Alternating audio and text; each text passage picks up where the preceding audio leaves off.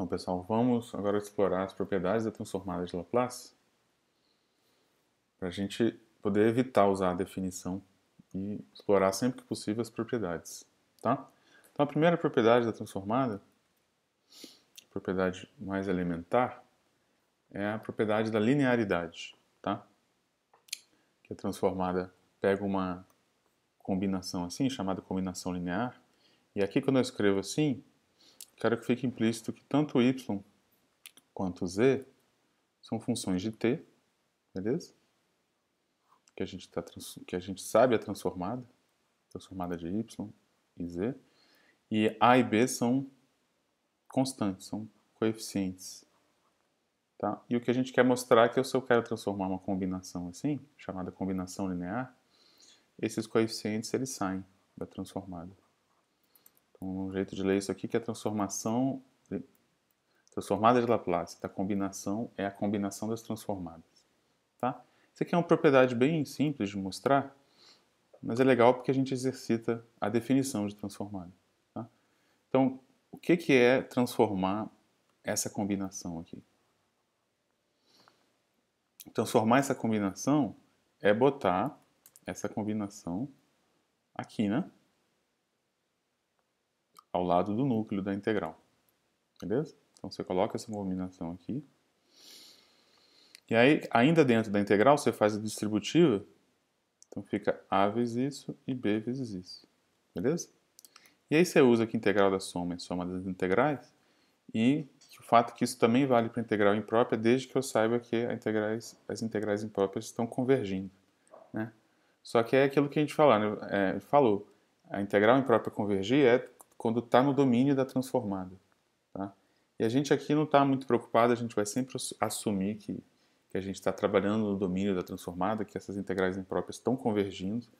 Né? Vocês já perceberam que isso não acontece para todo S, às vezes você tem que pegar um S lá na frente para essa integral convergir, mas a gente sempre está assumindo que eu consigo pegar um S a partir de um certo momento. Essa integral em S converge, beleza? Integral em T converge para esses valores de S, a partir de um S grande o suficiente. Então eu posso assumir que as integrais de cada uma delas convergem, e aí eu separo essa integral, a integral da soma é a soma das integrais, beleza? E aí essa constante que está aqui, quando a integral imprópria converge, né, a constante sai da integral, beleza? E aí o que aparece? Aparece a vezes isso, que é a transformada de y, e b vezes isso, que é a transformada de z. Tá? Então fica essa expressão aqui. Beleza? Então a gente sabe que a integral tem esse tipo de propriedade, né? A integral da combinação linear é a combinação linear das integrais. Então o que eu estou dizendo aqui é que a transformada de Laplace, do jeito que ela é feita, ela não é exatamente integral porque tem esse núcleo aqui multiplicando. Mas do jeito que ele multiplica, a transformada, ela herda da integral essa propriedade de linearidade. Beleza? Então isso ajuda a gente em algumas situações. Por exemplo, se eu quiser transformar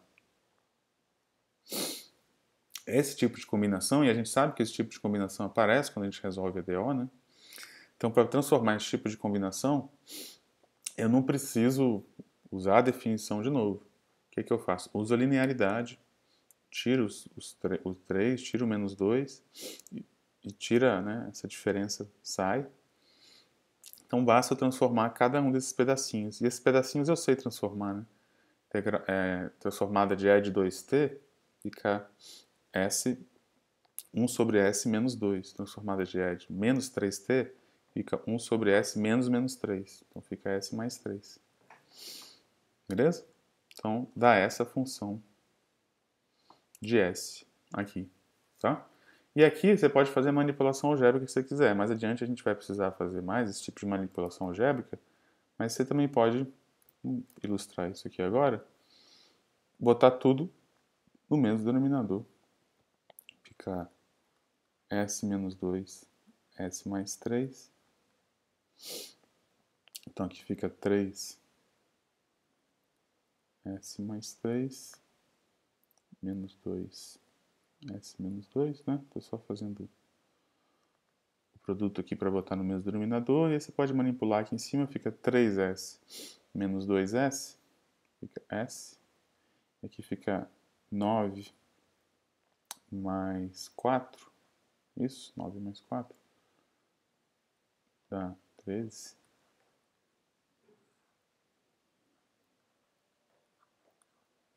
Beleza? Então, só, transformada dessa função de t dá essa função de s, tá? Aqui para cá. E aí o que eu quero que vocês comecem a observar agora, por enquanto a gente não vai usar essa observação, mas eu quero que vocês comecem a perceber é que do mesmo jeito que quando eu transformava a exponencial de AT, esse A aparecia aqui no denominador da transformada, isso é um fenômeno que vai se repetir, né, várias vezes. Aqui tem um E de 2t, isso se reflete nessa raiz 2 aqui, no denominador da transformada. Esse menos 3 dessa exponencial se reflete na raiz menos 3 aqui. Tá, então eu quero que vocês comecem a perceber que as raízes características, né, que determinam esse cara aqui que eu estou transformando, elas aparecem na transformada no denominador. Beleza? Por enquanto, isso é só uma observação. Depois a gente vai mais atrás de entender essa observação mais a fundo. Mas eu quero que vocês comecem a perceber como é que as raízes características aqui começam a se refletir na transformada aqui, né? Aparece no denominador. Beleza? Ó, outro exemplo bacana de usar essa linearidade, a gente consegue agora transformar seno hiperbólico, né? Porque seno hiperbólico é combinação de exponenciais. O seno hiperbólico de AT é a combinação dessas exponenciais, usa a linearidade, sai o meio, transformada de E de AT é isso. Transformada de E de menos AT é isso. Tá? Aí você pode botar no mesmo denominador, junta os dois, fica produto da soma pela diferença, dá isso aqui. Tá? E aqui em cima, se você fizer o produto cruzado, dá 2A, esse 2 corta com esse 2, fica isso aqui. Então a gente já sabe a transformada do seno hiperbólico. Transforma o seno hiperbólico na variável t, e aí na variável s dá essa função aqui. De novo, percebe que esse a se reflete aqui no denominador, né? Beleza? Mas a gente fez isso aqui mais para exercitar essa linearidade e também porque é uma propriedade importante. Tá? A gente vai escrevê-la aqui.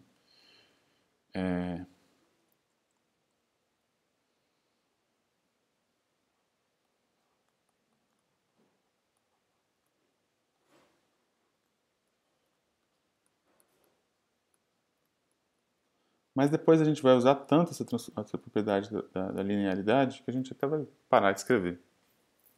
Tá? Isso aqui a gente já pode antecipar um pouco. A gente vai tentar resolver isso aqui para resolver EDO, não é? Então, quando você vai resolver EDO, aparecem expressões do tipo AY duas linhas, mais BY, mais BY' mais CY, né? Isso já diz que essas expressões, quando eu transformar para a variável t, vão virar isso aqui, né? Por linearidade. Então, para transformar esse lado da EDO, então vai precisar, basta eu saber transformar as derivadas. Certo? Porque pela linearidade os coeficientes saem.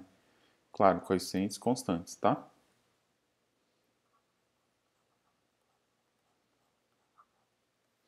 Então, a grande propriedade da transformada, na verdade, é você saber o que você faz com derivadas, né? Para você sair de derivadas na variável t e ir para a álgebra na variável s. Esse é o grande propósito, eliminar essas derivadas. Né? Por isso que a gente está integrando, inclusive. Então, essa é a Grande propriedade da transformada. Saber o que ela faz com a derivada.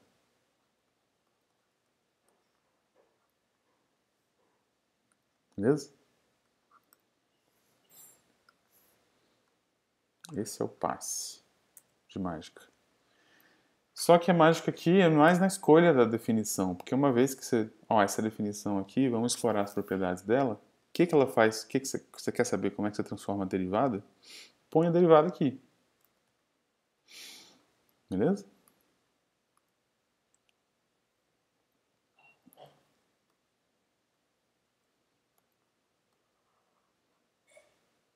Ó, põe a derivada aqui. E a gente escolheu então, a transformada da derivada, é isso? Né? E a gente escolheu essa definição da transformada justamente para tentar integrar e eliminar essa derivada. Mas como é que na prática eu elimino essa derivada? Percebe que aqui eu tenho uma integral do tipo u dv. Né? E aí como é que eu integro coisas desse tipo? Dá u vezes v menos integral de v du. Lembrando que aqui é uma integral imprópria, né? Então aqui também vai ter que ter os extremos. E aqui também. Tá? A integração por partes vale para a integração imprópria? Vale desde que todo mundo converja. Tá? Então vamos lá. U aqui é a exponencial de menos st. V é y, né? Se dv é isso. O v é o próprio y. Menos integral de v, que é o próprio y, aqui, du. A grande coisa é fazer o du aqui. Então a gente está dizendo o seguinte, que u de t é de menos st. Né? Então quem vai ser o du? Eu estou integrando em relação a t, então vai ser o du dt. Né?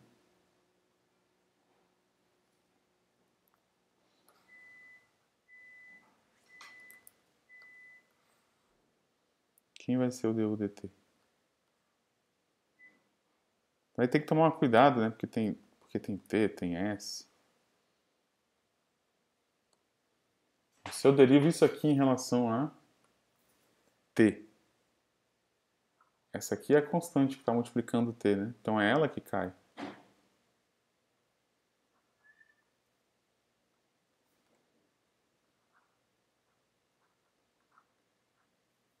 Beleza?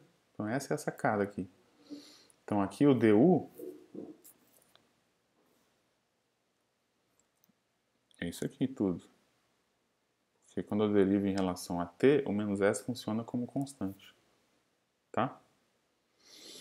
E aí dentro dessa integral, o s funciona como constante mesmo. De constantes, né? Porque a integral é em t, constantes saem da integral.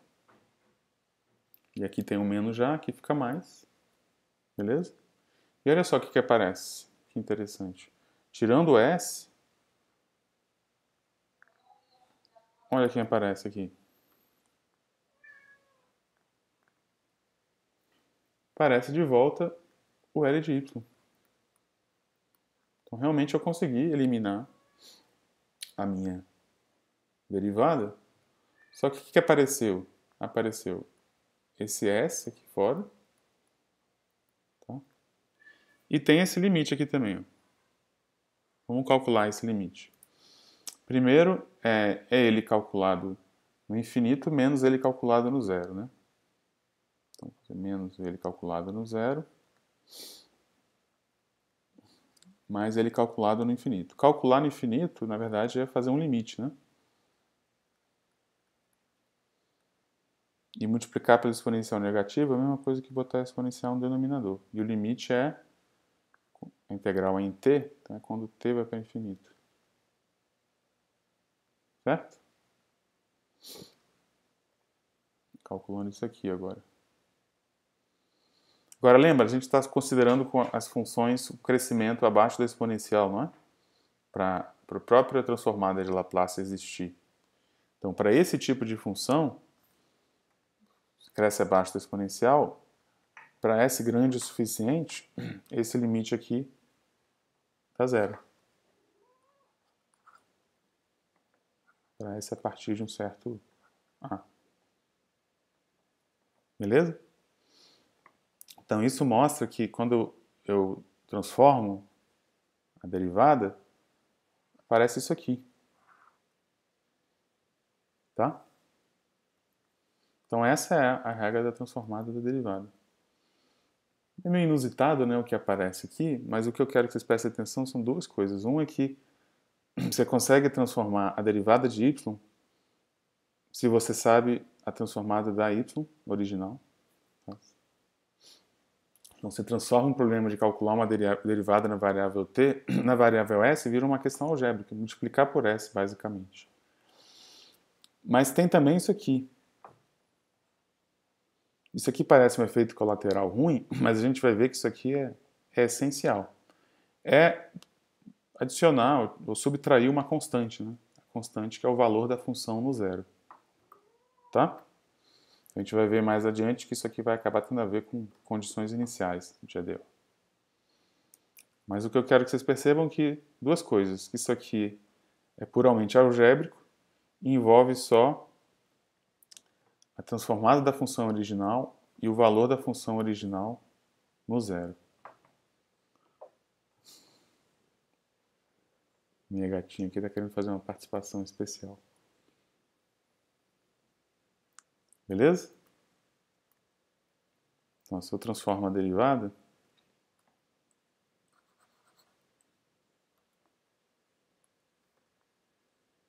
passa a saber a transformada da função original e o valor da função original no zero. Beleza? Bem abstrato, né? bem algébrico. É aquilo que eu comentei, é um método que vai simplificar a nossa resolução de certos tipos de EDO ao custo de abstração. E a abstração realmente simplifica quando você sabe o que você está fazendo. Tá? Só que nessa altura do campeonato a gente já está bem maduro com o EDO, a gente já sabe o que a gente está fazendo. E a gente sabe que além de transformar a derivada primeira, eu vou ter que transformar a derivada segunda, terceira, etc. Né? E aí o bacana é o seguinte, para transformar a derivada segunda, eu vou ter que repetir essa demonstração? Não precisa. Para transformar a derivada segunda, só aplicar isso duas vezes.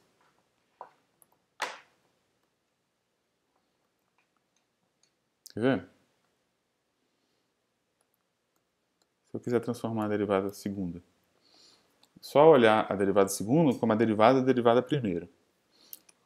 Eu aplico essa regra aí, transformada da derivada, no lugar de y, eu ponho y'.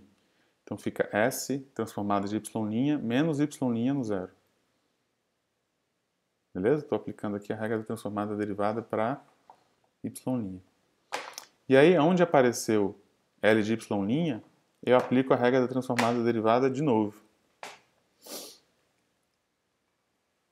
Dá S, L de y menos y0. E aí, quando eu expando isso, fica S ao quadrado, L de y, S vezes y0 menos y'0. Tá? Que é uma expressão também bem algébrica, mas o importante é que envolve apenas a derivada da transformada original. E agora eu preciso saber, além do valor da função original no zero, a derivada dela no zero. Beleza? E aí, derivada segunda, derivar duas vezes na variável t é multiplicar duas vezes por s, mais subtrair essas constantes aqui. Tá? E aí você pode seguir adiante.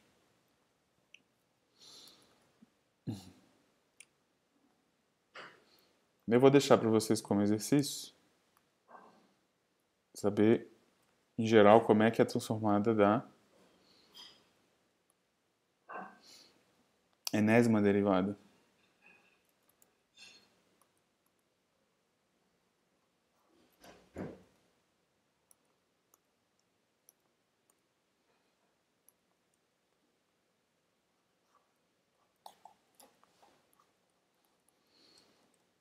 Então aqui é só seguir o padrão. Tá? O que vai acontecer vai ser S elevado a n de y menos S elevado a n menos 1, y de 0, S elevado a n menos 2, y' de 0, e vai indo.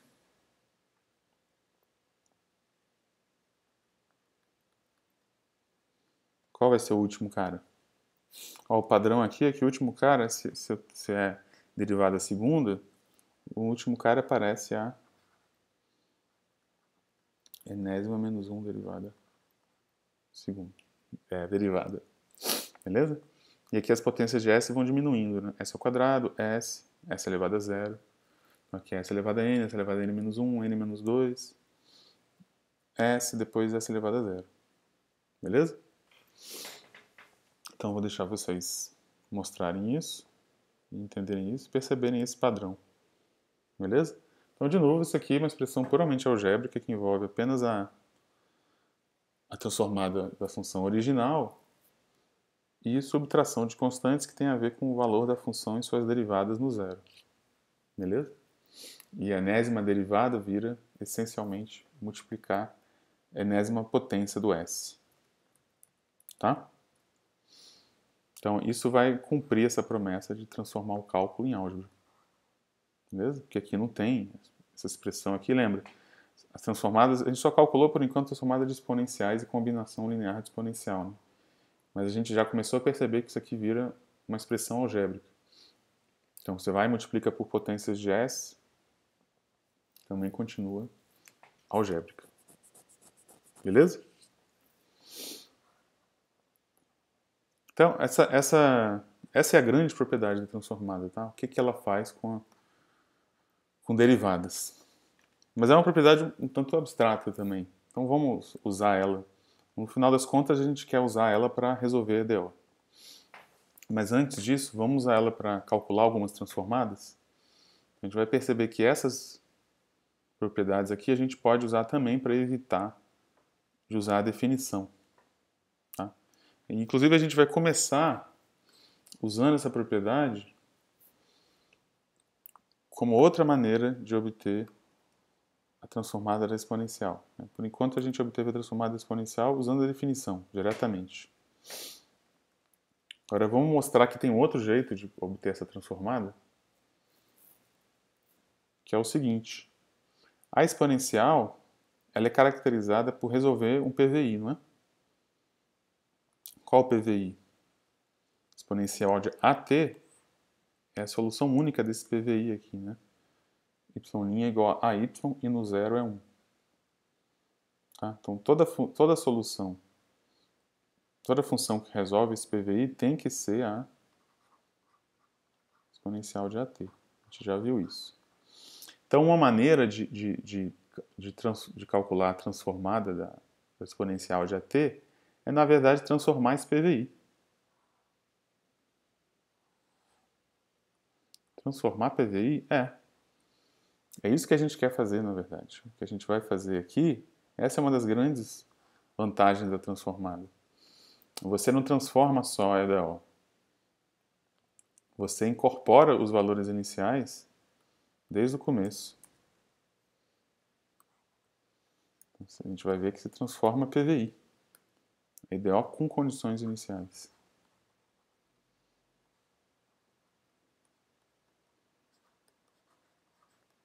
Mas como você transforma PVI? Ó, pega esse PVI, tá?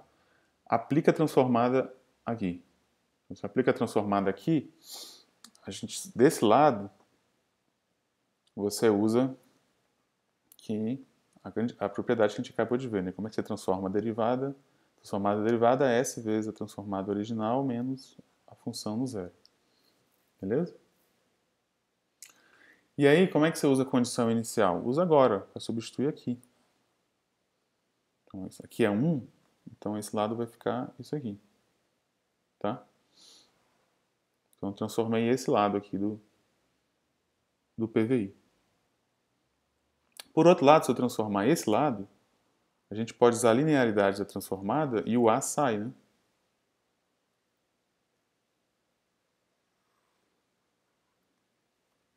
E agora, isolando o L de Y aqui, como é que fica?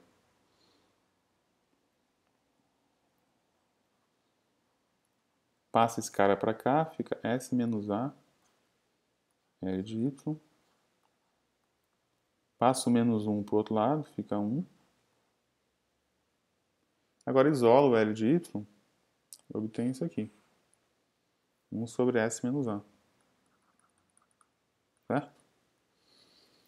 Só que o Y eu sei o tempo todo que ele é exponencial, né? Porque a exponencial é a única coisa que resolve esse PVI. Então, na verdade, isso aqui é a transformada da exponencial. Então, ó, isso aqui a gente já sabia, né? Que a transformada da exponencial era isso. O bacana é que a gente obteve isso só usando propriedades. A gente não teve que usar a definição, a gente usou propriedades da definição. Beleza?